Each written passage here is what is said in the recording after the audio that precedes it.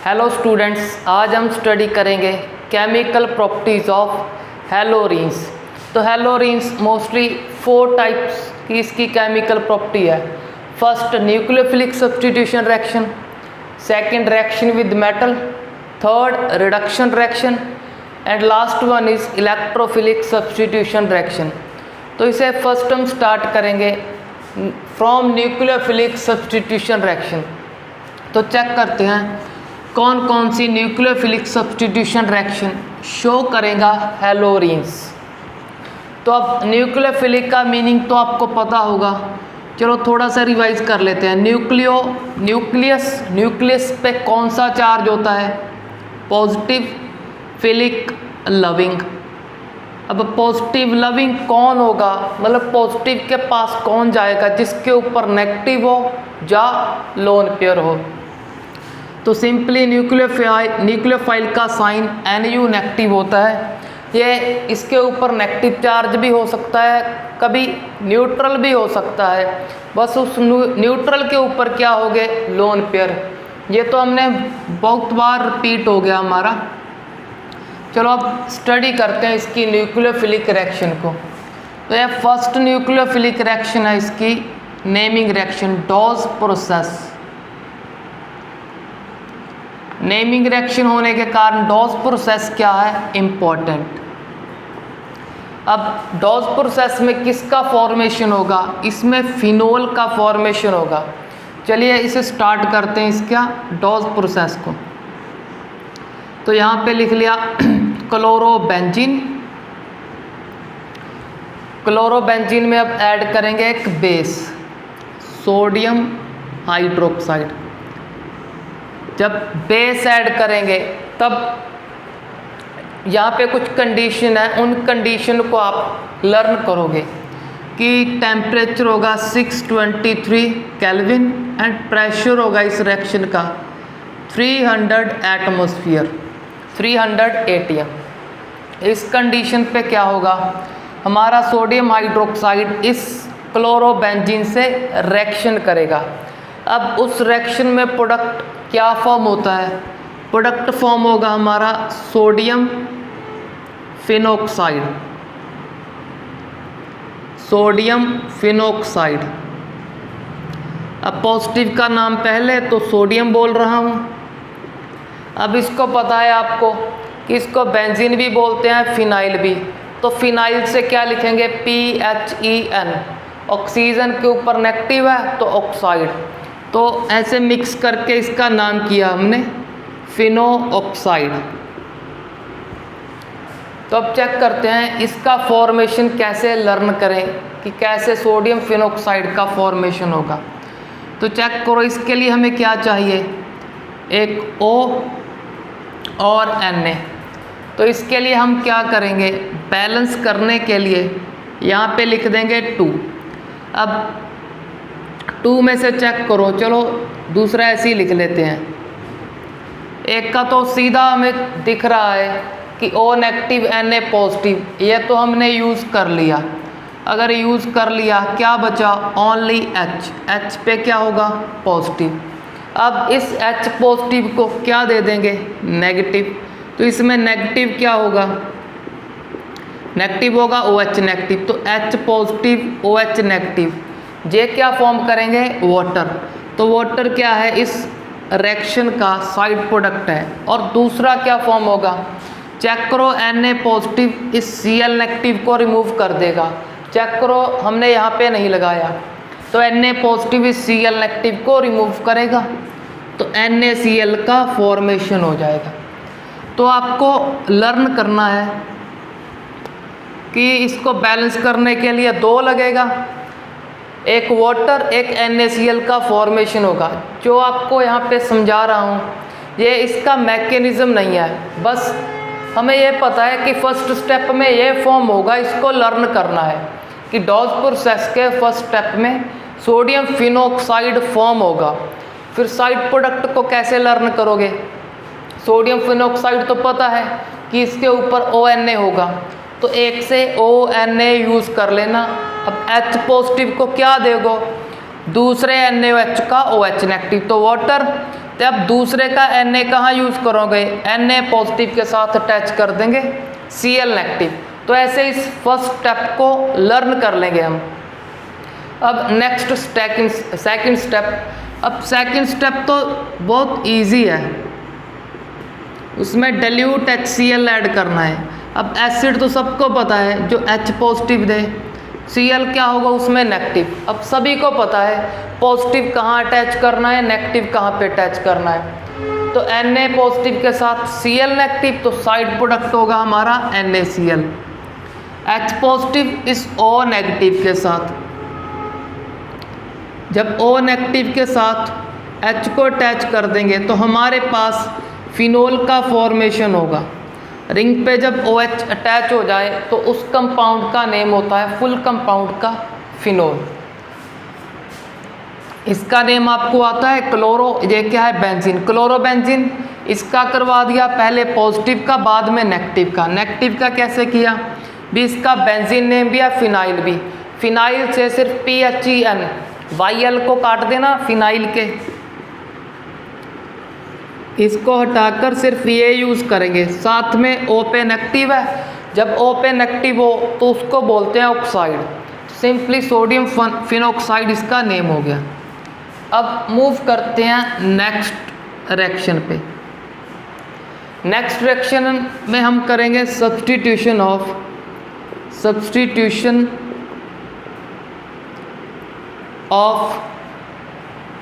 Amine group. इसका substitution करेंगे, NH2 group को अटैच करेंगे रिंग पे। सिंपली हमारे क्लोरो को रिमूव करके या ब्रोमो को रिमूव करके, यहाँ कोई भी लिख लो आप, क्लोरो लिख लो, ब्रोमो लिख लो, जो इच्छा हो लिख लो। तो क्लोरोबेंजीन, अब इसका सब्स्टिट्यूशन करते हैं। अब चेक करते हैं अमाइन ग्रुप कैसे अटैच करें। तो इसके लिए लर्न करो, इसमें ऐड करने हैं 2 और रिएक्टेंट, एक तो Cu2O, दूसरा अमोनिया। अब चेक करो कहीं भी नाइट्रोजन नहीं है, तो अमाइन में नाइट्रोजन है, तो सिंपली आपको लर्न हो जाएगा इजीली कि नेक्स्ट क्या ऐड करना है, नेक्स्ट अमोनिया ऐड करना है हमें। तो लो, ये तो याद रह ही जाएगा क्योंकि अमाइन ग्रुप लगा रहे हैं, इसको बस एक्स्ट्रा याद करना है। अब इसका नेम चेक कर लें, इसका हो गया क्लोरोबेंजीन अमाइन इसका। अब चेक करो, कॉपर पे +1 होगा, ऑक्सीजन पे जब -2 होगा, 2 यहाँ जाएगा 1 यहाँ, तभी इसका फॉर्मेशन होगा। आपको फाइंड करना होना चाहिए कि कॉपर के ऊपर +1 है या +2। तो इसमें चेक कर लो, कॉपर पे +1 है, सिंपली इसे रिवर्स कर दो, इसका 2 नेगेटिव होगा, इसका 1 पॉजिटिव होगा। अगर कॉपर पे स्मॉल चार्ज है, क्योंकि सभी को पता होना चाहिए कि कॉपर +1 और +2 शो करता है। +1 क्या है, अब +2 से कम है, जो चार्ज स्मॉल है उसको लिखते हैं हम क्यूप्रस, उसके नाम के पीछे आएगा OUS। अगर +2 होता, बड़ा चार्ज होता, तो IC आता जहाँ पे, वो क्यूप्रिक होता। तो ये क्या है, क्यूप्रस ऑक्साइड। चलो यहाँ पे हमने बेसिक कर लिया 9th क्लास का। चलो अब मूव करते हैं इस रिएक्शन पे। रिएक्शन में क्या करना है हमको, रिएक्शन में सिंपली रिंग पे NH2 को अटैच करना है इस Cl को रिमूव करके। तो Cl को करेंगे रिमूव, NH2 को करेंगे अटैच। NH2 अब कहाँ से आएगा, यहाँ से, तो इसको सिंपली ब्रेक कर लो NH2 और H में। अब NH2 तो हो गया यूज़, बच गया H का क्या करेंगे, अब चलो इसे भी ब्रेक कर लेते हैं। Cu पॉजिटिव, O पे 2 नेगेटिव, तो H और O क्या फॉर्म करेंगे, सभी को पता है, H और O फॉर्म करेंगे वाटर, H2O। तो इस H और O को कंबाइन कर दिया, वाटर फॉर्म कर दिया। अब H कितने हैं इसमें, ओनली 1, क्योंकि ये 2 तो यहाँ पे लगा दिए, H सिर्फ 1 है, बट वाटर में 2 है। तो ये क्या बता रहा है, यहाँ पे 2 लिख दो। जब 2 लिख दिया, 2 ये फॉर्म होंगे, 2 ये फॉर्म होंगे। तो हमने क्या किया, एक NH2 तो रिंग पे लगा दिया। अब दूसरे NH2 को क्या करें, दूसरे NH2 को दूसरी रिंग पे अटैच करेंगे। तो यहाँ पे 2 लिख देंगे, तो दूसरा NH2 दूसरी रिंग पे। अब जब इसको रिमूव करके हम NH2 को अटैच कर रहे हैं तो हमारे पास चेक करो कितने Cl हो जाएंगे, 2। अब दोनों Cl को क्या करेंगे, कब चेक कर लो, Cu कितने हैं, 2 हैं। एक Cl को पहले Cu के साथ लगाएंगे, दूसरे Cl को दूसरे कॉपर के साथ लगाएंगे। तो हमारे पास 2 यहाँ पे क्यूप्रस क्लोराइड का फॉर्मेशन होगा। अब चेक करो रिएक्शन बैलेंस हो गया होगा। चलो इसे इरेज कर रहा हूँ मैं, बैलेंसिंग चेक करते हैं क्या बैलेंस हुआ ये रिएक्शन।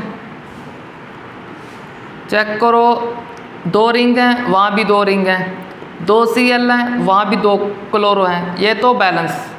कॉपर 2, प्रोडक्ट में भी 2, ऑक्सीजन 1, वाटर में पड़ा है 1 ऑक्सीजन, तो ऑक्सीजन भी कंप्लीट। अब इसको चेक कर लो, हाइड्रोजन 6, 4 यहाँ पे हो गए NH2 में, 2 यहाँ पे, तो हाइड्रोजन भी बैलेंस है। नाइट्रोजन भी चेक कर सकते हो, 2 है, यहाँ पे भी 2 है, तो हमारा रिएक्शन हुआ कंप्लीट।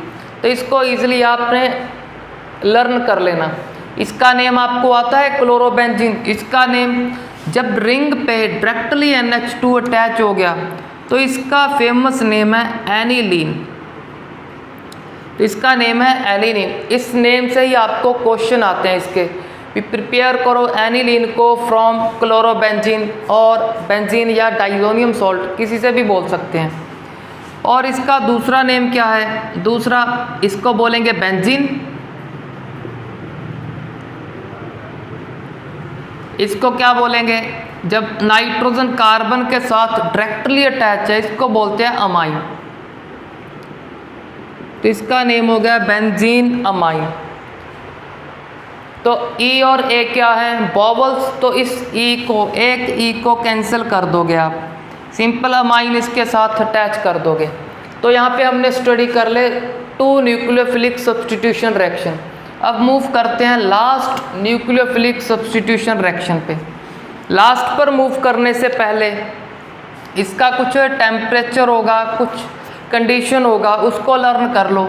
इसका टेम्परेचर है अप्रोक्सीमेटली 6 atm, तो इसका प्रेशर है, टेम्परेचर होगा अप्रोक्सीमेटली 470 और 475 केल्विन के आसपास। तो पहले तो आप क्या रिएक्शन को लर्न करो। अगर रिएक्शन लर्न हो गया उसके बाद इन कंडीशन को याद करते जाओ। तो एक बार और बता दूं, ये रिएक्शन क्या है हमारा, अब रिएक्शन नेमिंग रिएक्शन है, डॉस प्रोसेस। इसकी जो कंडीशन है ये तो आपको लर्न करनी ही पड़ेगी। अगर भूल गए तो इसमें मार्क्स आपके कट होंगे, बट यहाँ पे कुछ आपका बचाव हो सकता है। अगर आप कंडीशन को भूल गए, थोड़े चांस कम है यहाँ पे मार्क्स कट होने के, बट यहाँ तो पूरे चांस हैं कि आपके मार्क्स कट होंगे ही होंगे अगर कंडीशन लिखना भूल गए। तो जितनी भी नेमिंग रिएक्शन है उसके कंडीशन को साथ साथ लर्न करते जाओ। जब आप इसका रिटर्न प्रैक्टिस करोगे बार बार तब इजीली याद हो जाएंगे जी। अब मूव करते हैं लास्ट सी रिएक्शन पे। ए रिएक्शन हो गया हमारा, बी हो गया, अब लास्ट है। लास्ट में क्या करेंगे हम, CN को अटैच करेंगे। सिंपली हमारा सेकेंडरी सफिक्स है जो, जिसका नेम है नाइट्राइल। नाइट्राइल को ऐड करेंगे। चलो अब लास्ट रिएक्शन को चेक करते हैं। तो थर्ड न्यूक्लियोफिलिक रिएक्शन जिसमें हम क्लोरोबेंजीन का रिएक्शन करवाएंगे CuCN के साथ in the presence of pyridine. Pyridine क्या है, एक बेस है, इस बेस की प्रेजेंस में रिएक्शन करवाएंगे। तो क्या करेंगे, Cu पॉजिटिव CN नेगेटिव। तो एक बात और बता दूं, हम 2 रिएक्शन में पहले चेक नहीं किया, अब चलो लास्ट न्यूक्लियोफिलिक रिएक्शन में चेक करते हैं। हमारा जो न्यूक्लियोफाइल है वो कौन सा है, वो हमारा ये है। पिछले रिएक्शन में क्या था, NH3 था ड्यू टू लोन पेयर। उससे प्रीवियस रिएक्शन में हमारा OH नेगेटिव था। सिंपली अब इसको चेक करते हैं, ये न्यूक्लियोफाइल कहाँ अटैक करेगा और क्यों करेगा। चेक करो, हैलोजन है, इलेक्ट्रोनेगेटिव है तो पार्शली नेगेटिव, यहाँ पे पार्शली पॉजिटिव। अगर पॉजिटिव है तो फिर हमारा न्यूक्लियोफाइल तो यहाँ पे ही अटैक करेगा। यहाँ से क्या रिमूव होगा, Cl नेगेटिव। Cl नेगेटिव किससे अटैच होगा, पॉजिटिव। सिंपल सी रिएक्शन है, CuCl और Cn अटैच हो जाएगा इस कार्बन के साथ। तो हमारे पास Cn, इस Cn का कंप्लीट बॉन्ड शो कर रहा हूँ 4 के 4। चेक कर लो, एक रिंग से है, सभी को पता है अब तक तो। भी नाइट्रोजन 3 बॉन्ड फॉर्म करता है, कार्बन 4, तो ये कार्बन के 4 और नाइट्रोजन के 3 कंप्लीट कर दिया हमने। अब इसका नेम चेक करते हैं।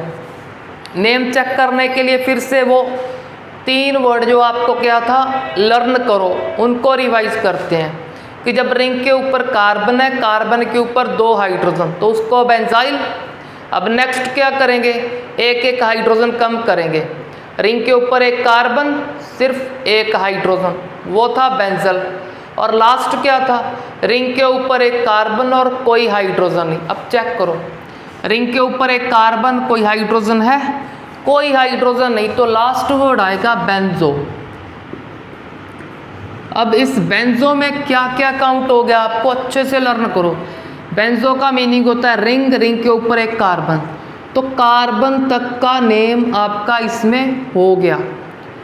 तो जब इस Cn का कार्बन इसमें काउंट हो गया तो इस Cn को क्या बोलोगे, नाइट्राइल। क्योंकि मैंने आपको बताया था कि इस Cn को IUPAC में क्या लिखोगे, नाइट्राइल। जब नाइट्राइल लिखोगे तो इसको नंबरिंग में काउंट करना, R के साथ काउंट करना। तो R तो हो गया हमारा यहाँ पे रिंग, रिंग के साथ काउंट हो गया जाए इस बेंजो में, क्योंकि बेंजो का मीनिंग है रिंग के ऊपर एक कार्बन, तो कार्बन भी बीच में काउंट है। अगर काउंट है तो इसको मैं नाइट्राइल लिख सकता हूँ। और कॉमन नेम में क्या करेंगे, कॉमन नेम में आपको बताया था इस Cn को, इस पूरे का नेम साइनाइड है। अगर पूरे का नेम साइनाइड है तो R को अलग लिखना है। अब चेक करो, ये तो हो गया हमारा IUPAC नेम। कॉमन में क्या करेंगे, कॉमन में चेक करो, इसको क्या बोलोगे, अब बेंजो नहीं बोलोगे, क्योंकि बेंजो तो रिंग के ऊपर एक कार्बन तक का नेम है। अब इसका नेम क्या है, इसका सिंपल बेंजीन और फिनाइल। बेंजीन कब लिखोगे, सभी को पता है, जब फिक्स बनाएंगे लास्ट में लिखेंगे। अब तो इसे पहले लिखना है कॉमन नेम में, तो इसका नेम हो जाएगा फिनाइल। उसको अब नाइट्राइल नहीं लिखोगे, क्योंकि नाइट्राइल कहने के लिए काउंट होना चाहिए आपके R के साथ। R तो बस इसका नेम है फिनाइल, इसका नेम नहीं है। अब तो अब इसका नेम हो गया फिनाइल और इसको लिख देंगे साइनाइड। तो ये थोड़े थोड़े से डिफरेंस अगर आपने पहले से लर्न कर लिए तो आपकी ऑर्गेनिक अब तक तो इजी हो गई। अगर नहीं लर्न किया तो ऑर्गेनिक अब डिफ़िकल्ट होता जाएगा आपके लिए। तो आप स्टार्टिंग से फर्स्ट वीडियो से अच्छे से एक एक वीडियो को देखो तो आपको ऑर्गेनिक इजी लगेगा। अगर नहीं देखोगे, बीच बीच में कोई वीडियो देख लिया, कोई नहीं देखा, तो आपकी ऑर्गेनिक है मुश्किल। इजी करना है तो फर्स्ट वीडियो से लर्न करो। अभी तो बहुत टाइम है एग्ज़ाम में, एक एक वीडियो को अच्छे से देखो। तो फिनाइल साइनाइड हुआ इसका नेम। अब याद करो, हेलो एल्केन में इस ग्रुप के 3 रिएक्शन किए थे, partial hydrolysis, complete hydrolysis and reduction. जिस स्टूडेंट्स ने वहाँ पे लर्न कर लिए प्रोडक्ट, अब उनको आसान लगेगा जो हम रिएक्शन करेंगे। चलो अब इसकी रिएक्शन चेक करते हैं। अब इस बेंजोनाइट्राइल की इम्पॉर्टेंट रिएक्शन, यहाँ पे लिख दिया मैंने बेंजोनाइट्राइल। अब इसकी 3 रिएक्शन क्या है, पार्शियल हाइड्रोलिसिस, दूसरी complete hydrolysis, last is reduction. Reduction तो सभी को पता है, हाइड्रोजन ऐड करेंगे इसमें। अब जिस स्टूडेंट ने वहाँ पे लर्न कर लिया कि पार्शियल हाइड्रोलिसिस में सिर्फ एक वाटर ऐड करना है in the presence of acid, और कंप्लीट में उसने लर्न कर लिया 2 वाटर मॉलिक्यूल ऐड करेंगे in the presence of acid, तो उनका ये रिएक्शन है पार्शियल हाइड्रोलिसिस और कंप्लीट हाइड्रोलिसिस इजी हो गया। अब रिएक्शन तो इसका है, आपने ऐसा नहीं लर्न करना CH3CN का रिएक्शन या बेंजीन CN का रिएक्शन तो सिर्फ इस ग्रुप का है। इसे तो अब हम कॉपी करके अटैच कर देंगे। CH3 हुआ तो CH3 कर देंगे, अगर 2 कार्बन हुए, 2 कार्बन मतलब इथाइल हुआ तो इथाइल को अटैच कर देंगे, 3 कार्बन हुए तो 3 को, अगर रिंग हुआ तो रिंग को अटैच कर देंगे। रिएक्शन तो इसका है, अगर वहाँ पे लर्न कर लिया अब आपको आता है, अगर थोड़ा बहुत भूल गए तो रिवाइज करवाते हैं फास्ट। पार्शियल हाइड्रोलिसिस में मैंने बोला था कि वाटर का ऑक्सीजन इसको दे दो, और ऑक्सीजन कितने बॉन्ड फॉर्म करेगा वहाँ पे हमने किया था लर्न कि सभी को पता है ऑक्सीजन फॉर्म करता है 2 बॉन्ड का फॉर्मेशन। अगर ऑक्सीजन 2 बॉन्ड का फॉर्मेशन करता है, चेक करो इसे, अगर ऑक्सीजन 2 बॉन्ड का फॉर्मेशन करता है तो कार्बन ने कितने फॉर्म कर लिए, 1 2 पर टोटल 3 फॉर्म कर लिए। अब यहाँ पे सिर्फ 1 आएगा क्योंकि ट्रिपल तो नहीं कर सकता, अगर ट्रिपल कर लेगा तो 4 से इंक्रीज हो जाएंगे, अब 4 से ज़्यादा कार्बन फॉर्म नहीं कर सकता। अब नाइट्रोजन के कितने कम हुए, कंपेयर करो, यहाँ पे 3 थे, वहाँ पे 1 है, 2 बॉन्ड कम है। अब क्या करेंगे, वाटर के दोनों हाइड्रोजन इसको दे देंगे तो हमारे पास NH2 का फॉर्मेशन होगा।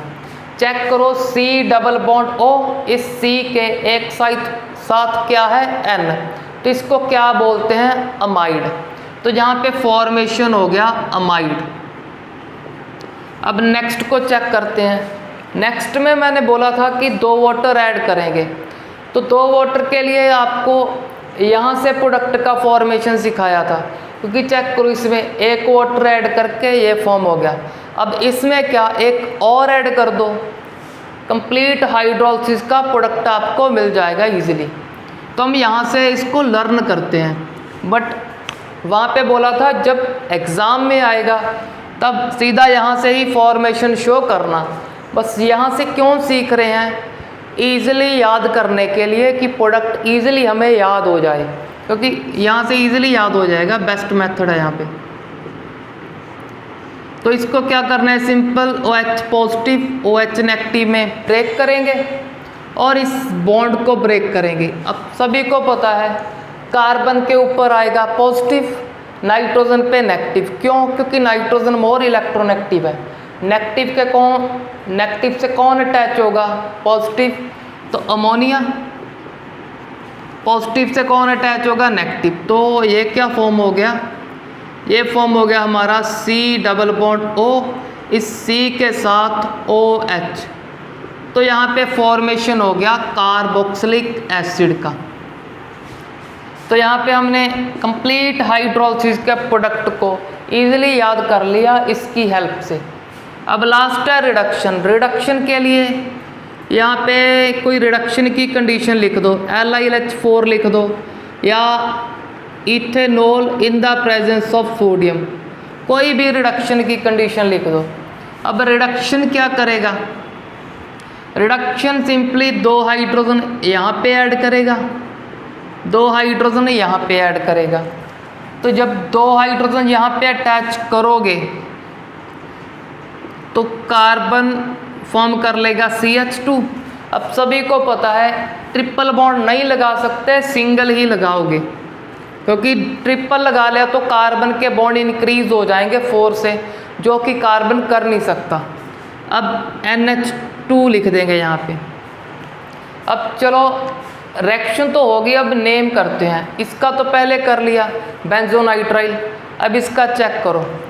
रिंग, रिंग के ऊपर एक कार्बन, कार्बन के साथ 2 हाइड्रोजन। तो इसे फर्स्ट टर्म लिखेंगे। इसमें फर्स्ट जो हमने सीखा था बेंजाइल, बेंजल और बेंजो, तो फर्स्ट है बेंजाइल। जब रिंग के ऊपर एक कार्बन और 2 हाइड्रोजन, तो इस सारे को बेंजाइल बोलते हैं हम। अब बेंजाइल से क्या अटैच है? NH2। N चेक करो, कार्बन से अटैच है। अगर कार्बन से अटैच है तो इसका नेम है अमाइन।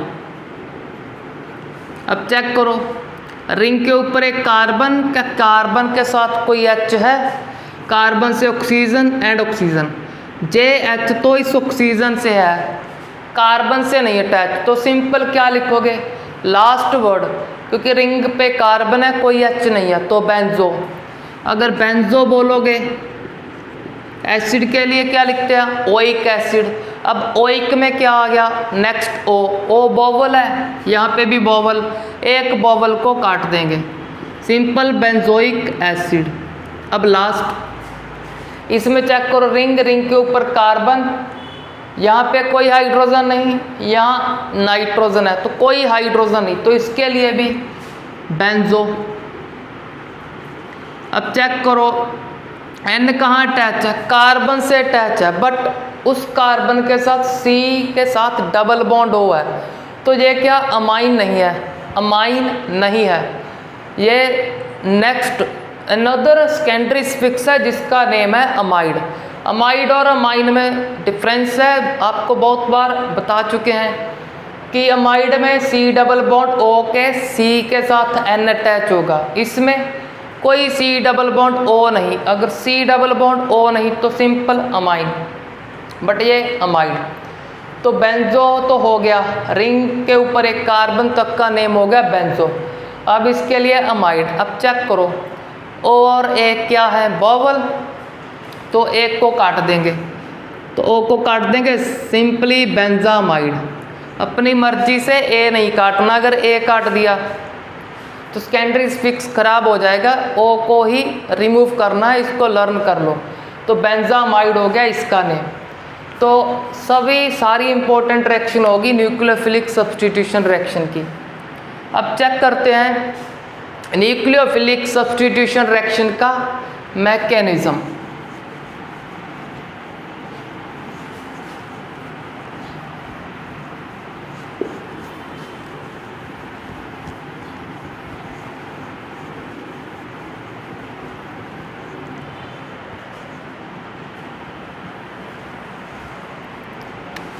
अब न्यूक्लियोफिलिक सब्स्टिट्यूशन का मैकेनिज्म चेक करेंगे। तो इसके लिए यहाँ पे लिखते हैं क्लोरोबेंजीन। यहाँ इस पे अटैक कौन करेगा? सिंपली न्यूक्लियोफाइल लिख लिया, OH नेगेटिव, NH3 कुछ भी हो सकता है, हमने जनरल फॉर्म में लिख लिया।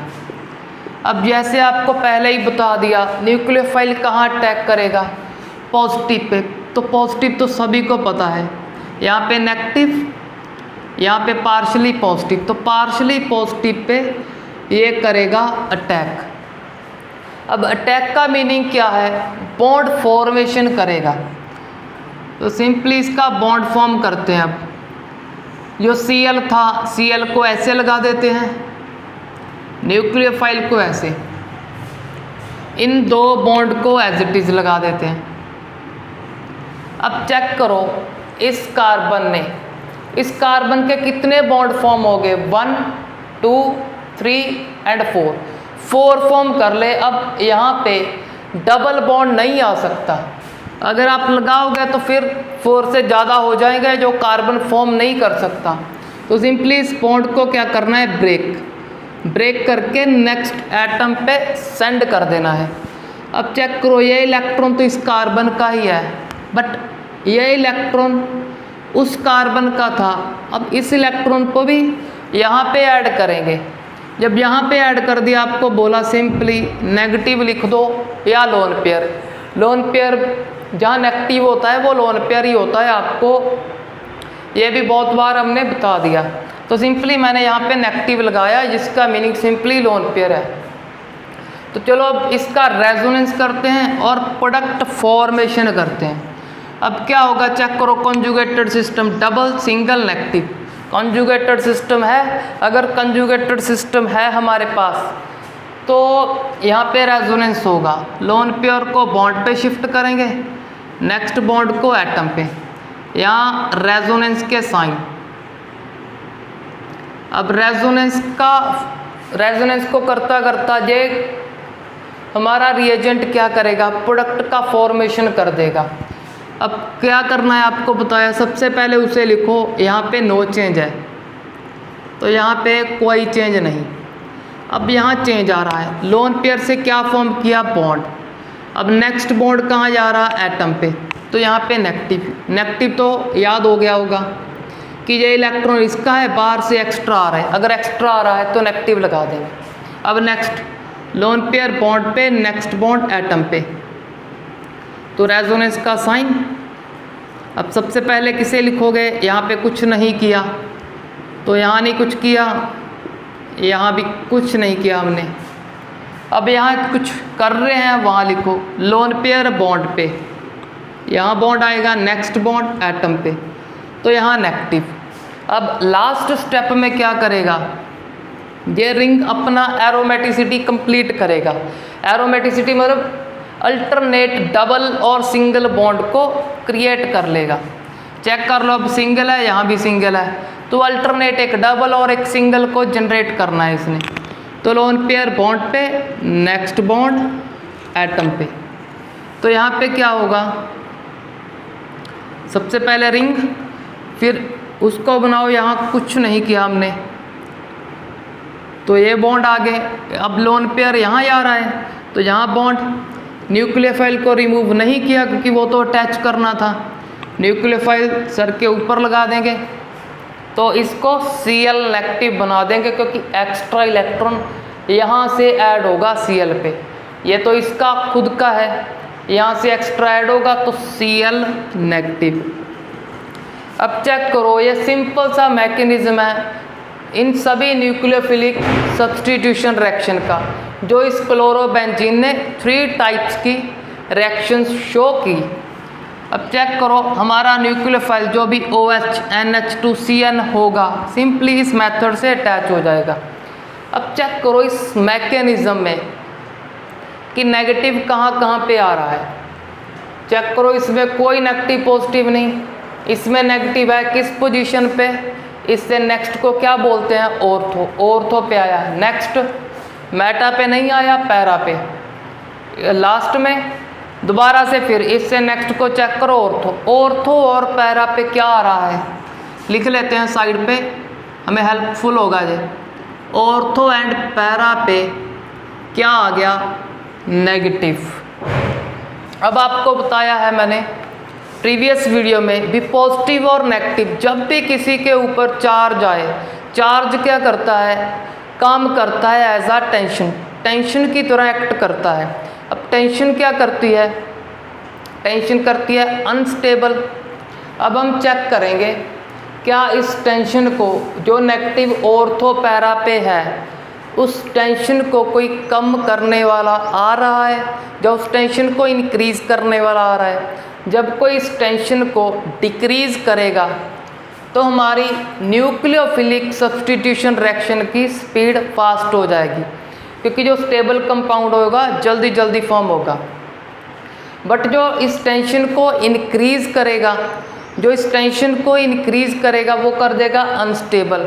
अगर अनस्टेबल होगा तो ये स्टेप क्या थोड़े स्लो फॉर्म होंगे, तो रिएक्शन का स्पीड कम हो जाएगा। सिंपली जो इस टेंशन को कम करेगा वो रिएजेंट या वो ग्रुप क्या करेगा, हमारी न्यूक्लियोफिलिक सब्स्टिट्यूशन रिएक्शन को फास्ट कर देगा। चलो अब मैकेनिज्म तो चेक कर लिया हमने, अच्छे से लर्न कर लिया, मेटा पे कोई चार्ज नहीं। तो इससे और लर्न कर लो कि जो भी हमारा रिएजेंट बाहर से आएगा, जो रिंग पे अटैच करेंगे, तब क्या होगा, जब वो मेटा पे अटैच होगा तो मेटा पे अपना असर कम शो करेगा। क्यों? क्योंकि सारी इलेक्ट्रॉन डेंसिटी तो ऑर्थो पैरा ऑर्थो पे है। अगर ऑर्थो पे कुछ भी अटैच करेंगे तो उसका इफ़ेक्ट मोर होगा। इफ़ेक्ट हम बाद में चेक करेंगे कि क्या इफेक्ट है। बट जब मेटा पे अटैच हुआ, मेटा चेक कर लो, सभी की खाली है, कोई नेगेटिव कोई पॉजिटिव नहीं।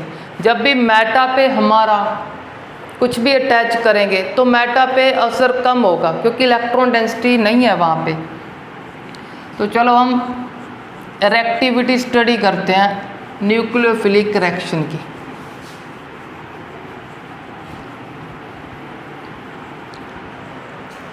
तो हम यहाँ पे न्यू हेडिंग लिखते हैं, इफेक्ट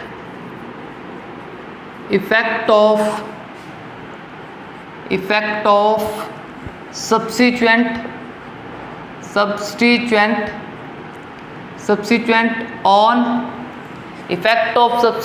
ऑन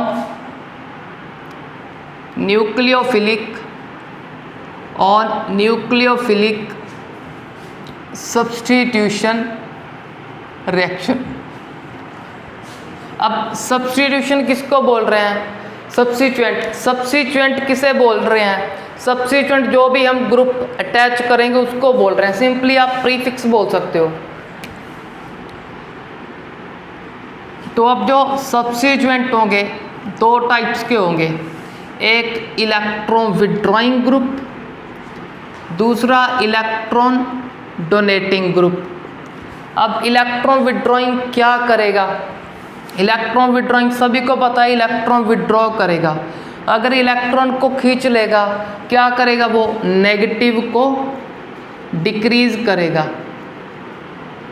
अब नेगेटिव क्या था इसमें? नेगेटिव काम कर रहा था टेंशन का। अब उस टेंशन को कम करेगा। अगर टेंशन को कम कर दिया तो क्या हो जाएगा? हमारा कंपाउंड स्टेबल। अगर स्टेबल हो गया तो इसका स्पीड, रिएक्टिविटी क्या करेगा? रिएक्टिविटी हो जाएगा इंक्रीज, रिएक्टिविटी इंक्रीजेस। अब इसका उल्टा group electron donating group, electron तो पहले ही ज़्यादा है। अगर इलेक्ट्रॉन ज़्यादा है ऊपर से इलेक्ट्रॉन डोनेटिंग लगा दिया तो ये क्या करेगा?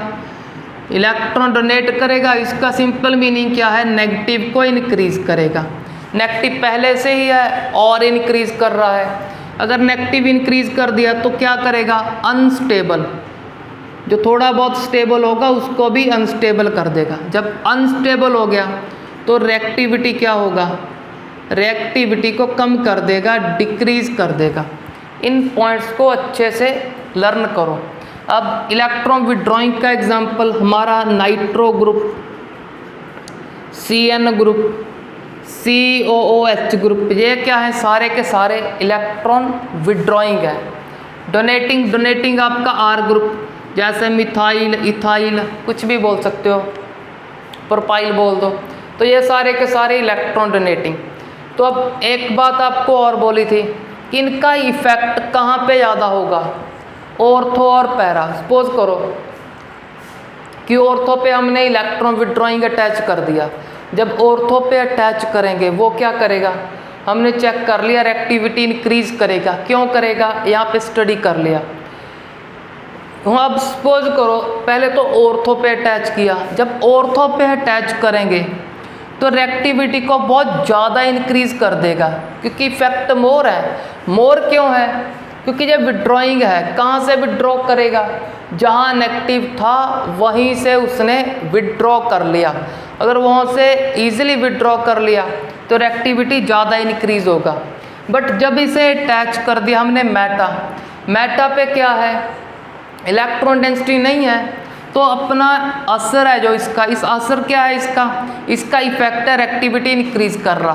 तो मेटा पे क्या, ये कम अपना इफेक्ट शो कर पाएगा। रिएक्टिविटी तो इंक्रीज करेगा बट थोड़ी ही इंक्रीज करेगा। अब इसको देखते हैं, इसका इफेक्ट क्या है? रिएक्टिविटी डिक्रीज करना, रिएक्शन की स्पीड को कम करना। जब जे ऑर्थो या पैरा पे अटैच हो गया तो स्पीड को बहुत ज़्यादा कम कर देगा, क्योंकि ऑर्थो पैरा पे ही नेगेटिव है, हमने चेक कर लिया मैकेनिज्म में। अगर ऑर्थो पैरा पे ही नेगेटिव है, ऑर्थो पैरा पे ये अटैच हो गया डोनेटिंग, तो स्पीड को बहुत ज़्यादा कम कर देगा due to very unstable nature. और जब मेटा पे अटैच किया, ग्रुप तो डोनेटिंग है, डोनेट तो फिर भी करेगा।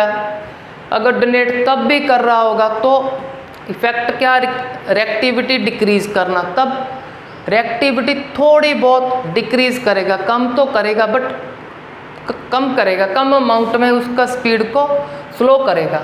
चलो अब हम कुछ एग्जांपल चेक करते हैं, वहाँ पे ये कंसेप्ट को अप्लाई करेंगे। अब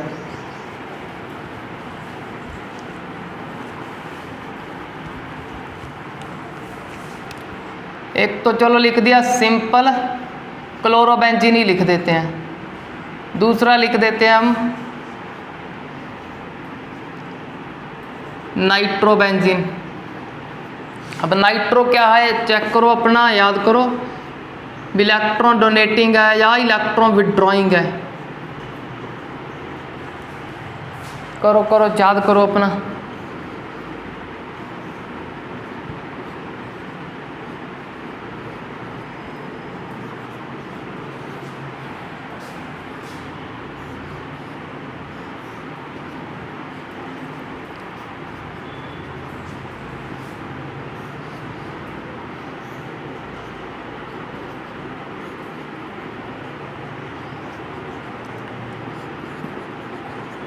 चलो अब इनको नाम दे देते हैं ए बी सी और D. A B C D E F. इससे हमारा रिएक्टिविटी न्यूक्लियोफिलिक रिएक्शन में इन सब में से कौन सा न्यूक्लियोफिलिक रिएक्शन ज़्यादा शो करेगा, कौन कम करेगा, इजीली क्लियर हो जाएगा। अब चेक करो, नाइट्रो आपको बताया ये क्या है, इलेक्ट्रॉन विड्रॉइंग ग्रुप। और हमारे मिथाइल इथाइल प्रोपाइल क्या है, ये हमारे इलेक्ट्रॉन डोनेटिंग ग्रुप। अब इनका वर्क याद करो, फंक्शन क्या है इनका। डोनेटिंग क्या करता है, रिएक्टिविटी को डिक्रीज क्यों करता है, प्रीवियस हमने स्टडी कर लिया। ये क्या करेगा, रिएक्टिविटी को इंक्रीज। कहाँ पे ज़्यादा इंक्रीज करेगा, ये ऑर्थो और पैरा पे ज़्यादा इंक्रीज कर देगा, ये ऑर्थो और पैरा पे ज़्यादा डिक्रीज करेगा। तो अब चेक करो, सबसे स्लो रिएक्शन कौन शो करेगा, स्लो वो शो करेगा जिसमें इलेक्ट्रॉन डोनेटिंग हो गए और ऑर्थो पैरा, इसमें कोई डोनेटिंग नहीं। ये तो विड्रॉइंग है, ये भी विड्रॉइंग इसमें डोनेटिंग है और इसमें चेक करो डोनेटिंग कहाँ पे है, ये तो हो गया ऑर्थो, ये मैटा पे है। स्पीड तो कम करेगा बट कम करेगा। यहाँ चेक करो, इससे नेक्स्ट ऑर्थो, इससे नेक्स्ट ये भी ऑर्थो, दोनों ऑर्थो पे है। पैरा तो चलो एक होता है, पैरा पे भी है। यहाँ ऑर्थो पैरा सभी पोजीशन पे अटैच है डोनेटिंग, तो सभी पोजीशन पे नेगेटिव को इंक्रीज करेगा। इंक्रीज कर दिया तो अनस्टेबल, तो सबसे कम रिएक्टिविटी इसका, तो सबसे स्लो होगा हमारा एफ। चलो यहाँ पे लिखते हैं इंक्रीजिंग ऑर्डर, सबसे स्लो एफ से फास्ट अब इसकी बारी, क्योंकि चेक करो डोनेटिंग तो लगा है, अगर लगा है स्पीड तो थोड़ा बहुत कम हो रहा होगा ई। अब ई से फास्ट वो होगा जिसमें डोनेटिंग नहीं है। चेक करो इसमें कोई डोनेटिंग नहीं, क्योंकि इनमें तो विड्रॉइंग है, विड्रॉइंग तो थोड़ा बहुत फास्ट करेगा। तो सब इसके बाद ए। अब ए के बाद कौन आएगा, चेक करो कौन सी पोजीशन है, ऑर्थो एंड पैरा। यहाँ मैटा, यहाँ पे ऑर्थो, तो मैटा पे अपना इफेक्ट कम शो करता है, क्योंकि रेजोनेंस और मैकेनिज्म में चेक कर लिया कि मैटा पे नेगेटिव नहीं आता, बट है तो विड्रॉइंग। अगर विड्रॉइंग है तो थोड़ी बहुत स्पीड को इंक्रीज कर देगा, थोड़ी बहुत। तो बाद में बारी आएगी बी की, बी के बाद सी की। क्यों, क्योंकि यहाँ पे ऑर्थो पे है, बट यहाँ ऑर्थो है पैरा दोनों पे है, तो इसका स्पीड सबसे ज़्यादा होगा, इसका सेकंड लास्ट होगा, इससे भी ज़्यादा होगा हमारे डी का। तो ये सिंपली हमने रिएक्टिविटी ऑर्डर का इंक्रीजिंग ऑर्डर चेक कर लिया, तो इससे हमारा न्यूक्लियोफिलिक रिएक्शन हुआ कंप्लीट। अब बारी है लास्ट एक इम्पॉर्टेंट क्वेश्चन की। अब चेक करते हैं वो इम्पॉर्टेंट क्वेश्चन क्या है। जैसे आप चेक करो कि जो हेलो अल्केन के न्यूक्लियोफिलिक रिएक्शन थे, न्यूक्लियोफिलिक रिएक्शन हमने वहाँ पे 10 और 12 रिएक्शन किए थे अप्रॉक्सीमेटली, बट यहाँ न्यूक्लियोफिलिक रिएक्शन कितने किए, ओनली 3। एक में फिनोल, दूसरे में एनिलीन तीसरे में बेंजोनाइट्राइल। तो इसके रिएक्शन बहुत कम है। इसका सिंपल मीनिंग क्या है? इसका सिंपल मीनिंग जो है हैलोरीन्स का रिएक्टिविटी कम है। तो इसका क्वेश्चन बना देते हैं, why haloarenes are less reactive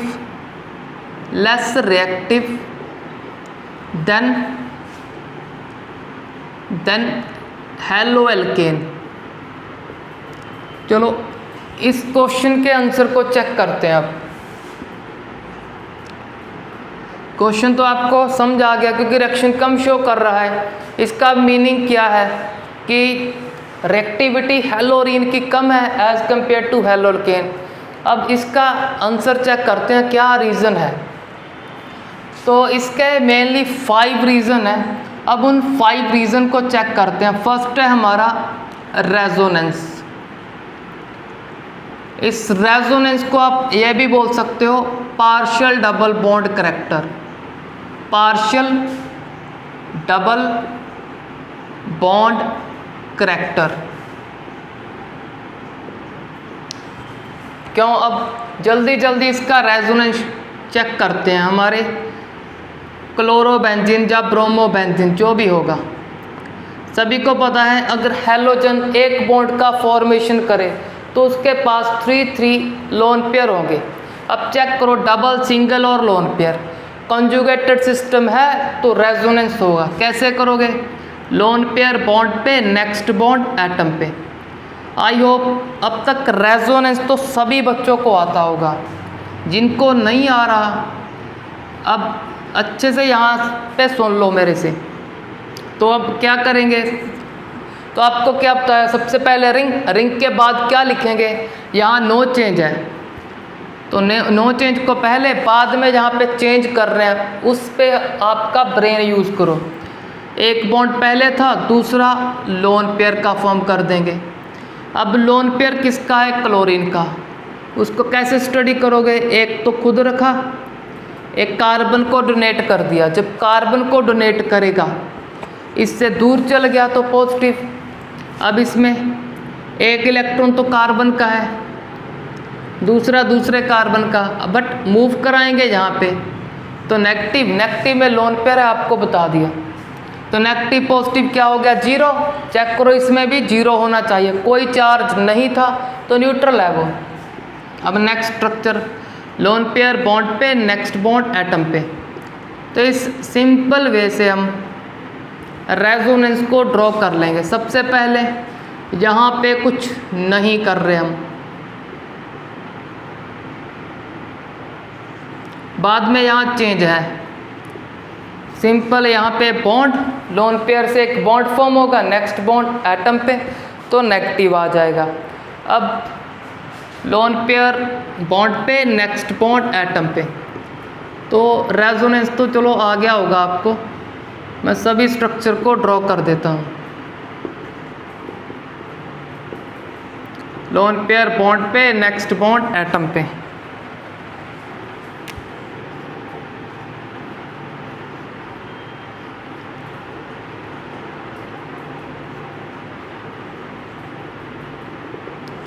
तो हमारा यहाँ पे रेजोनेंस हो गया। अब चेक करो इस स्ट्रक्चर में क्या है?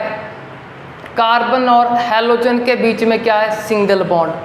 और लास्ट में चेक करो कार्बन और हैलोजन के बीच single bond. But in structure में क्या है? डबल। सभी स्ट्रक्चर में डबल नहीं है। अगर सभी में डबल होता तो बोलते हैं डबल बॉन्ड कैरेक्टर। अब सभी में नहीं है तो पार्शियल बॉन्ड लगा दिया।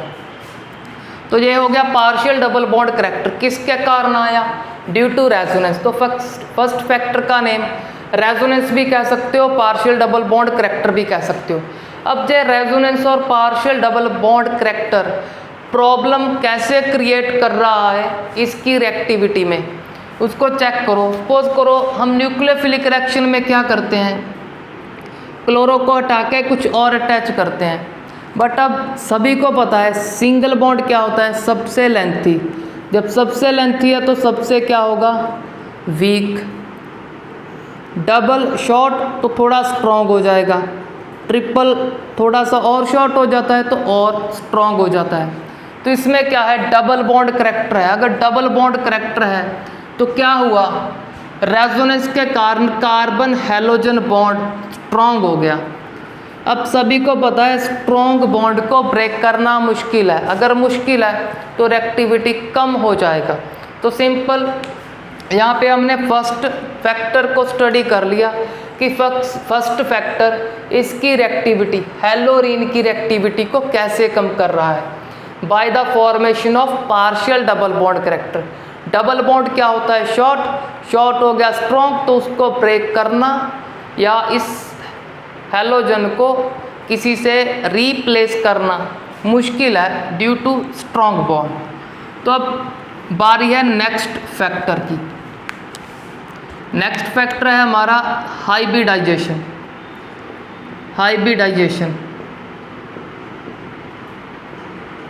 अब थोड़ा सा कंपेयर किससे, हेलोल्केन, उसका भी कोई एग्जांपल ले लेते हैं।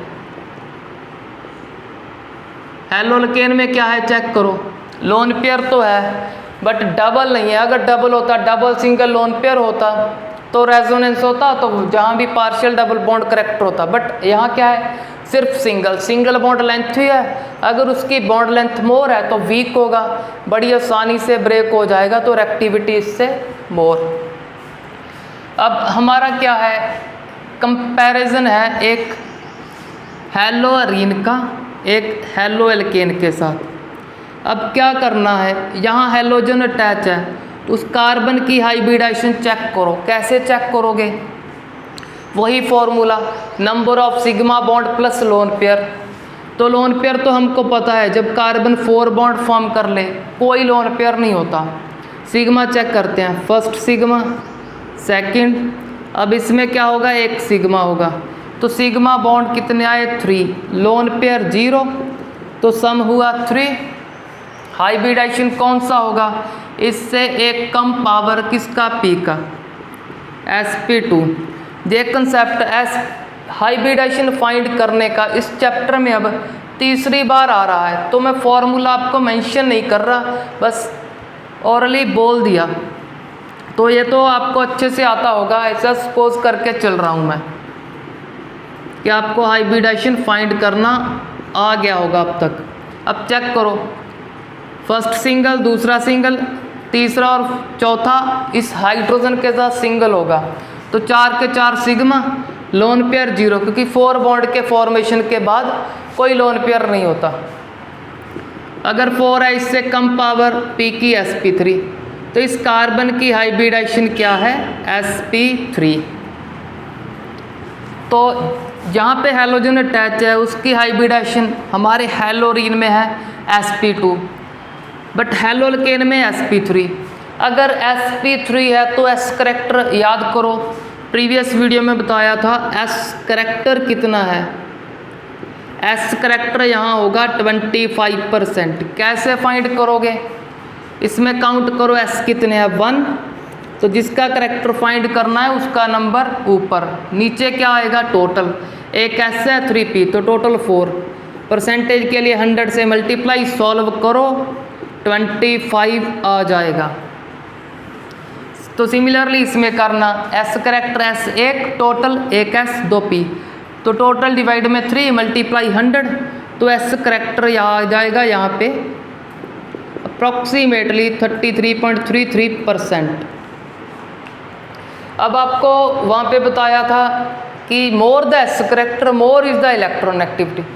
चाहे एलिमेंट सेम है, इस यहाँ भी कार्बन है बट यहाँ भी कार्बन, अब कार्बन के हाइब्रिडाइजेशन का डिफरेंस है, अगर डिफरेंस है तो इसका इलेक्ट्रोनेगेटिविटी क्या होगा, s करैक्टर कम तो इलेक्ट्रोनेगेटिविटी भी कम। इलेक्ट्रोनेगेटिविटी अगर s करैक्टर डिक्रीज करेगा, चेक कर लो, इसका मोर है उसका कम, अगर डिक्रीज करेगा इलेक्ट्रोनेगेटिविटी भी डिक्रीज करेगा।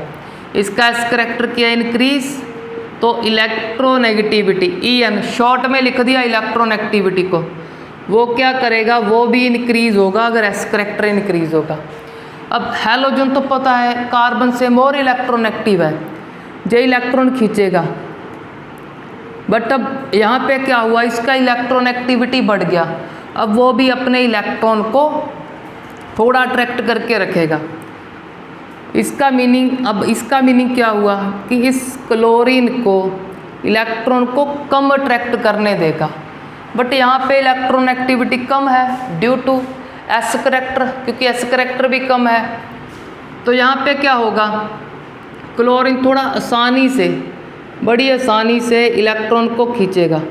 चेक करो यहाँ पे मैंने 3 एरो लगा दिए, भी क्लोरीन मोर इलेक्ट्रॉन अट्रैक्ट कर रहा है, यहाँ पे क्या कर रहा है, कम अट्रैक्ट कर रहा है। जब मोर अट्रैक्ट करेगा, मोर अट्रैक्शन के कारण क्या होगा, इस बॉन्ड का लेंथ इंक्रीज हो जाएगा, क्योंकि इलेक्ट्रॉन को अपनी तरफ खींच रहा है। अगर खींच रहा है तो बॉन्ड लेंथ इंक्रीज होगा। जब इंक्रीज हो गया, अब हमको पता है कि जब बॉन्ड लेंथ ही इंक्रीज हो गया तो बॉन्ड हो जाएगा वीक, बड़ी आसानी से ब्रेक होगा, तो रिएक्टिविटी मोर। बट यहाँ क्या बॉन्ड लेंथ इंक्रीज नहीं हो पाया उस हेलो अल्केन जितना। जब बॉन्ड लेंथ ही इंक्रीज नहीं हुआ, स्मॉल है तो स्ट्रॉन्ग को ब्रेक करना है मुश्किल। अगर मुश्किल तो रिएक्टिविटी क्या होगा, लेस होगा as compare to haloalkane. तो यहाँ पे हमने 2 फैक्टर स्टडी कर लिए, एक रेजोनेंस, दूसरा हाइब्रिडाइजेशन। अब तीसरा चेक करते हैं। तीसरा है पोलैरिटी। पोलैरिटी तो अब सभी को पता है, नेगेटिव और पॉजिटिव। अब आप खुद बताओ कि पोलैरिटी इस बॉन्ड की, कार्बन हैलोजन बॉन्ड की पोलैरिटी यहाँ पे ज़्यादा है या यहाँ पे, कि नेगेटिव पॉजिटिव कहाँ ज़्यादा है। चेक करो, जहाँ क्लोरीन मोर इलेक्ट्रॉन खींच रहा है, अगर मोर इलेक्ट्रॉन खींच रहा है तो मोर नेगेटिव आएगा, जहाँ इलेक्ट्रॉन दूर चले गए तो मोर पॉजिटिव।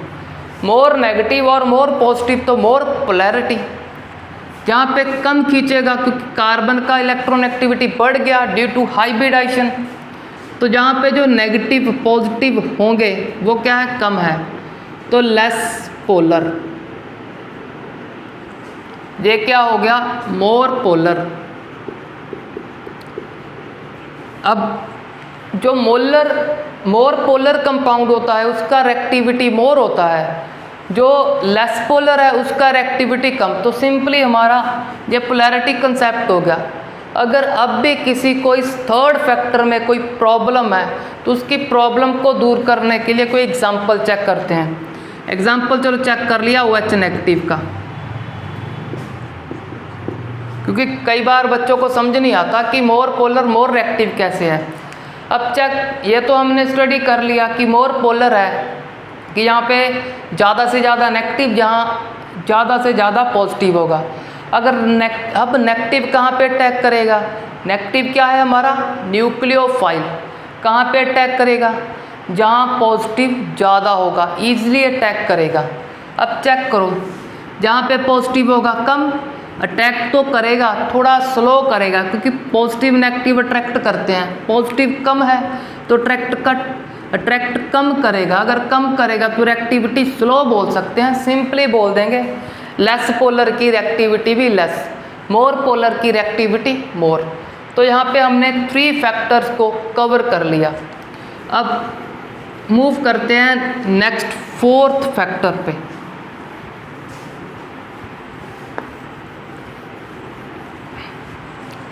फोर्थ फैक्टर है हमारा रिपल्शन। अब रिपल्शन किस किस के बीच में होगा, repulsion between benzene ring and nucleophile. अब इनके बीच में रिपल्शन क्यों है, इसके लिए एक कंसेप्ट को लर्न करो जो हमने 3-4 बार कर रखा है पहले से। अब चेक करो, न्यूक्लियोफाइल पे क्या चार्ज होगा, नेगेटिव। अगर जब न्यूट्रल भी हुआ तो लोन पेयर होगा। लोन पेयर का मतलब इलेक्ट्रॉन पे कौन सा चार्ज है, नेगेटिव। तो कंफर्म हो गया ये किस से रिच है, इलेक्ट्रॉन से रिच है। अब चेक करो, मैंने बोला था आपको कि डबल और ट्रिपल, जिस स्पीशीज़ में, जिस कंपाउंड में डबल और ट्रिपल बॉन्ड होता है उसको इलेक्ट्रॉन रिच स्पीशीज़ बोलते हैं। इसमें तो चेक करो 3-3 डबल है, तो ये क्या होगा, इलेक्ट्रॉन रिच। अब सपोज करो हमने न्यूक्लियोफिलिक रिएक्शन को शो करना है, परफॉर्म करना है, तो न्यूक्लियोफाइल पे भी नेगेटिव, हमारी रिंग भी नेगेटिव से rich due to double bond. तो इलेक्ट्रॉन रिच और इलेक्ट्रॉन रिच में क्या होगा, रिपल्शन। तो इस रिपल्शन के कारण भी रिएक्टिविटी क्या हो जाता है, डिक्रीज हो जाता है हमारे इस क्लोरोबेंजीन का। अब हेलोकेन में चेक करो, कोई डबल बॉन्ड नहीं, तो रिएक्टिविटी फास्ट मोर ही रहता है इस क्लोरोबेंजीन से। अब लास्ट फैक्टर को चेक करते हैं। अब लास्ट फैक्टर क्या है उसको अच्छे से स्टडी करते हैं। लास्ट फिफ्थ फैक्टर,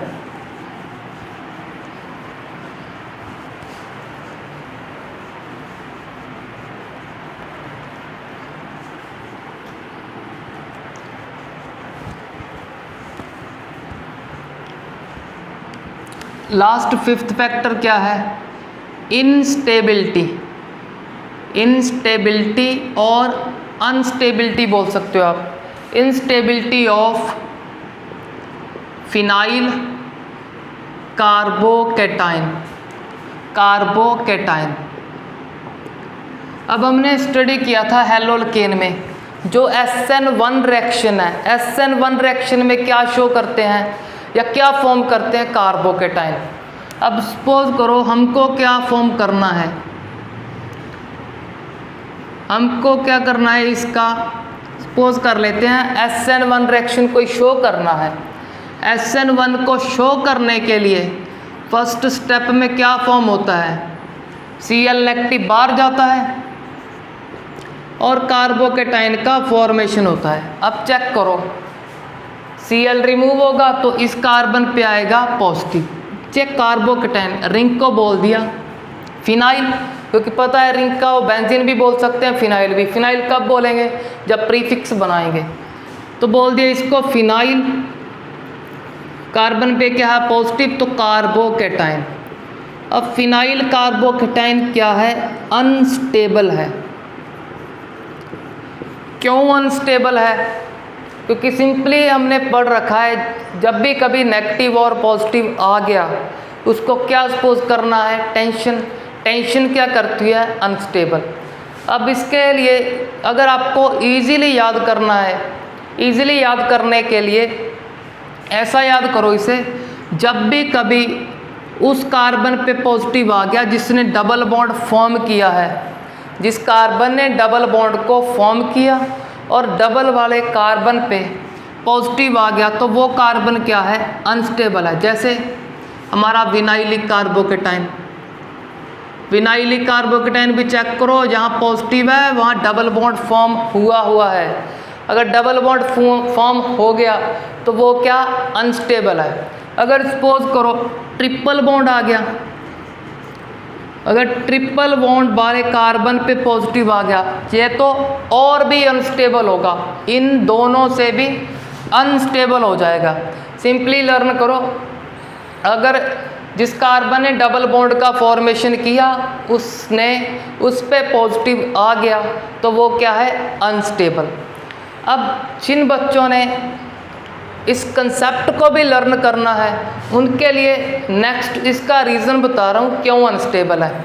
अब जो बच्चे उस रीज़न को नहीं याद रख सकते जो भी बताऊँगा, तो उन्होंने सिंपल लर्न करना है, जब भी कभी डबल बॉन्ड फॉर्म किया हो कार्बन ने और डबल बॉन्ड जिस कार्बन ने फॉर्म किया उस पर पॉजिटिव है तो उसका कार्बोकेटाइन अनस्टेबल।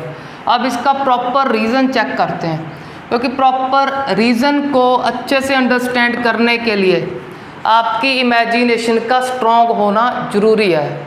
अगर इमेजिनेशन स्टूडेंट्स की वीक हुई तो रीज़न आपको यहाँ समझ नहीं आएगा। तो रीज़न को समझने के लिए इमेजिनेशन को करना पड़ेगा स्ट्रॉन्ग। तो चलो हम पहले इसको चेक करते हैं, सिंपल हमारे बेंजीन को। बेंजीन तो सभी को पता है क्या करता है, रेजोनेंस शो करता है। अब रेजोनेंस की क्या प्रॉपर्टी है, जो भी रेजोनेंस शो करेगा उसको स्टेबल कर देता है वो। ये कैसे शो करता है, due to double single double के कारण। तो ये बॉन्ड यहाँ फॉर्म होगा, नेक्स्ट यहाँ, नेक्स्ट वहाँ पे। तो इसका सिंपल सा एक रेजोनेंस स्ट्रक्चर है, अल्टरनेट डबल बॉन्ड की पोजीशन इजीली चेंज हो जाती है। अब बात करते हैं हमारे क्लोरोबेंजीन की। क्लोरोबेंजीन या बेंजीन किसी की भी बात कर लो, दोनों सेम ही है। अब चेक करो, जहाँ पे हमारा हैलोजन अटैच है हमने स्टडी कर लिया कि इसका हाइब्रिडाइजेशन क्या है, sp2। अब sp2 की ज्योमेट्री कैसी होती है सभी को पता है, एक S हो गया 2 P, टोटल 3 है। 3 बॉन्ड कैसे फॉर्म होते हैं, ट्रायंगल की शेप में, यहाँ पे आपको दिख भी रहा होगा 1 2 और 3। कौन सी शेप है, जो ट्रायंगल है, जिसको ट्रायगोनल प्लेनर बोलते हैं। ट्रायंगल क्या है, अब ट्रायगोनल प्लेनर, ट्रायंगल क्या है, अब एक प्लेनर स्ट्रक्चर है। प्लेनर का मतलब जे ट्रायंगल आपकी 1 2 और 3, ट्रायंगल क्या है, एक प्लेन पे आएगी। जैसे मैंने यहाँ पे बोर्ड पे बना दी, जब आप खुद अपनी कॉपी पे लिखोगे तो ये सारे के सारे बॉन्ड कॉपी पे ही होंगे, कोई टुवर्ड ऑब्जर्वर और अवे फ्रॉम ऑब्जर्वर नहीं होगा। तो सारे के सारे जो सिग्मा बॉन्ड है, जो सिग्मा की बात कर रहा हूँ, सारे के सारे सिग्मा क्या है, इन द प्लेन है due to trigonal planar structure और ट्रायगोनल प्लेनर ज्योमेट्री। अब बात है इस पाई बॉन्ड की। तो पाई बॉन्ड को अच्छे से अंडरस्टैंड करने के लिए यहाँ पे एक बड़ा सा डायग्राम ड्रॉ करते हैं कि हमको इजीली क्लियर हो जाए।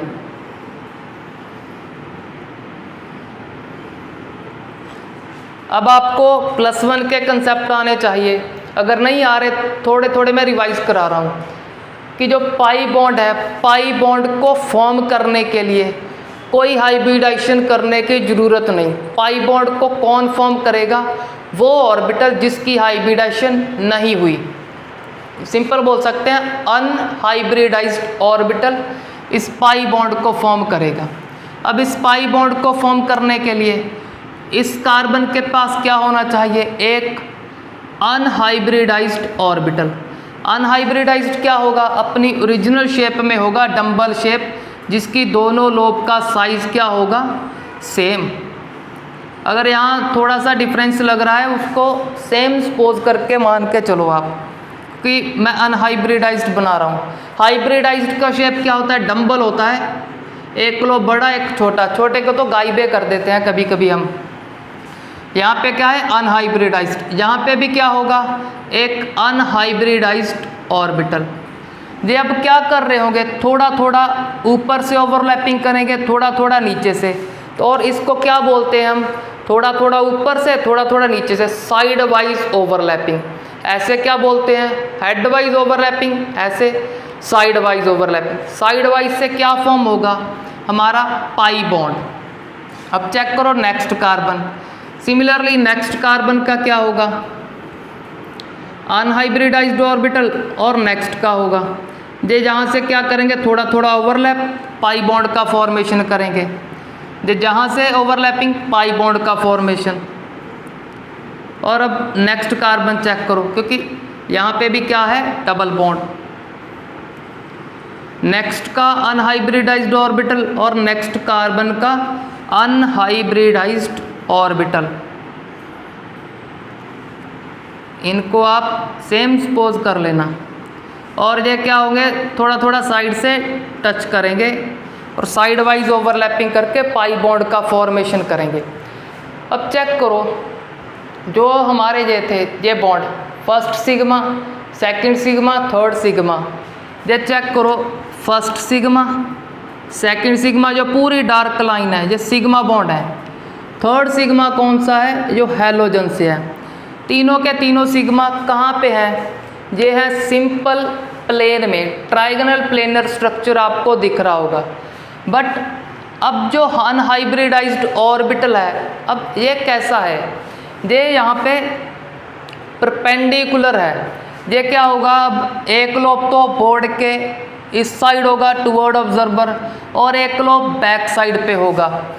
अब सिमिलरली इसका एक लोब टुवर्ड ऑब्जर्वर, एक अवे फ्रॉम ऑब्जर्वर। तो एक लोब तो यहाँ से ऐसे हमारी साइड ऊपर से ओवरलैपिंग कर रहा होगा, तो बैक का बैक का लोब होगा, वो बैक साइड पे अपना ओवरलैपिंग कर रहा होगा। अब चेक करो जब अब ये ऑर्बिटल कैसे हैं, जैसे इसको सपोज कर लो फर्स्ट ऑर्बिटल, तो सेकंड कैसे है, सेकंड को चेक करते हैं। सपोज किया फर्स्ट के नेक्स्ट क्या है सेकंड, तो ये क्या है पैरेलल। जब ऑर्बिटल पैरेलल हो वो रेजोनेंस कर सकते हैं, क्यों? क्योंकि अब ये पैरेलल हैं तो साइड वाइज ओवरलैपिंग कर लेंगे। बट जब भी ऑर्बिटल ऐसे चल गए, चेक करो अब जे लोब चेक करो, अब जे लोब क्या इस लोब से ओवरलैपिंग करेगी, या अब जे लोब इस लोब से ओवरलैपिंग करेगी? कोई ओवरलैपिंग नहीं होगा। जब कोई ओवरलैपिंग नहीं, कोई पाई बॉन्ड का फॉर्मेशन नहीं हो सकता। बट इस स्ट्रक्चर में क्या है, सारे के सारे क्या है पैरेलल हैं। चेक कर लो, सारे के सारे पैरेलल, ये भी पैरेलल। आप इन दोनों को भी चेक कर लो, ये भी पैरेलल है, ये भी पैरेलल, ये भी पैरेलल और ये भी पैरेलल। अगर सभी के सभी पैरेलल हैं तो जो इसमें पाई बॉन्ड है इसमें भी फॉर्म हो सकता है। कब फॉर्म होगा? जब हम रेजोनेंस शो करेंगे। चेक कर लो, सपोज कर लो इसका पाई ऑर्बिटल ये है और इसका पाई ऑर्बिटल यहाँ पे है। यहाँ पे क्या था डबल, इसको हमने ऐसे शो कर दिया। अब डबल कहाँ पे जा रहा है? इस पोजीशन पे। इस पोजीशन पे जाने के लिए उसको कैसे शो करोगे कि जो साइड वाइज ओवरलैपिंग है यहाँ पे शो कर देंगे। अब यहाँ पे शो क्यों किया? क्योंकि पैरेलल है तो बड़ी आसानी से कर सकते हो, आपको प्रैक्टिकली समझा दिया मैंने। अब डबल हो गया, डबल के बाद सिंगल, सिंगल के बाद फिर डबल, तो ये साइड वाइज ओवरलैपिंग ऐसे करेंगे। अब ये इससे नहीं कर सकता क्योंकि इसने पहले कर लिया। अब ये क्या करेगा? साइड वाइज ओवरलैपिंग इससे करेगा। तो इस प्रकार से हमारे रेजोनेंस के स्ट्रक्चर चलते रहते हैं।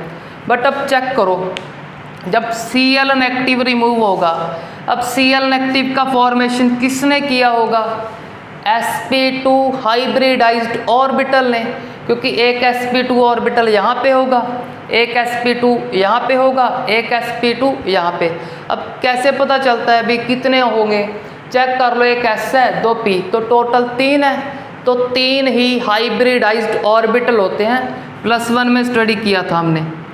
तो जब Cl नेगेटिव को रिमूव कर देंगे तो जहाँ क्या बचा होगा? जहाँ बचा होगा एक हाइब्रिडाइज्ड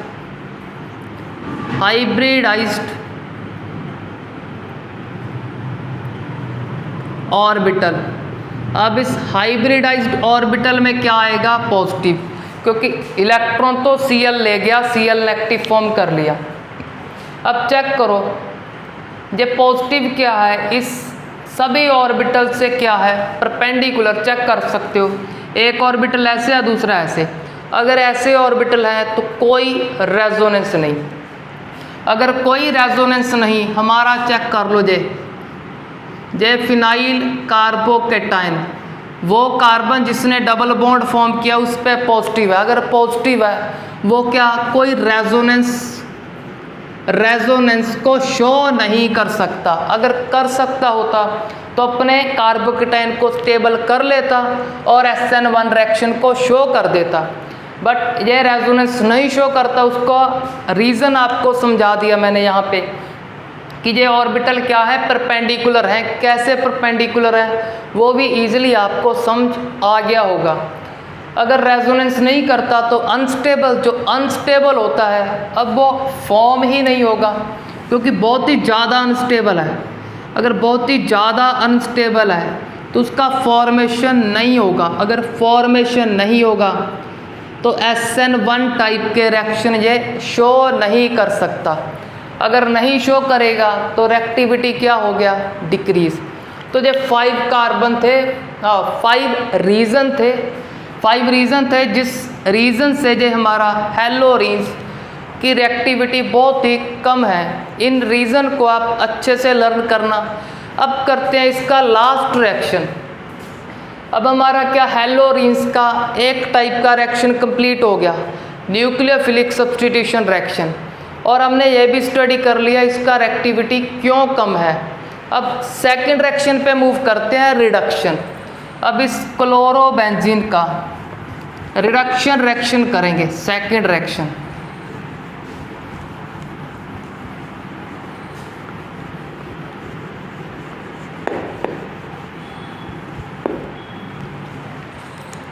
तो इसका second reaction reduction reaction.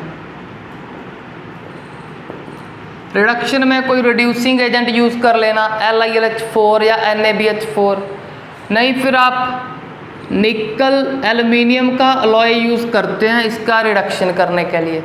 Reduction में क्या ऐड करते हैं? हाइड्रोजन। इसमें तो कोई हाइड्रोजन नहीं है तो मेटल है, मेटल के क्या साथ क्या लिखते हैं? या एसिड या फिर बेस लिख सकते हो। हमारा बुक यूज़ कर रहा है बेस, तो मेटल प्लस बेस भी क्या हाइड्रोजन को लिबरेट करते हैं। उन हाइड्रोजन को हम यहाँ पे यूज़ करेंगे। एक हाइड्रोजन के साथ तो Cl को रिमूव कर देंगे तो HCl। अगर Cl को रिमूव किया, इसका एक बॉन्ड कम, उसको कंप्लीट करने के लिए एक H अटैच कर देंगे। अब हमको पता है बेंजीन पे H को शो नहीं करते। अगर आपको करना है इसको अच्छे से समझने के लिए कि यहाँ पे बॉन्ड कंप्लीट करने के लिए H लगाया, तो आप शो कर सकते हो। अगर नहीं शो करना तो सीधा लिख दो, टीचर अपने से अंडरस्टैंड कर लेगा कि जहाँ पे H अटैच हो गया। तो यहाँ पे किसका फॉर्मेशन हुआ? यहाँ हो गया बेंजीन का फॉर्मेशन। अब इन रिएक्शन को अच्छे से लर्न करो। Thanks for watching the video.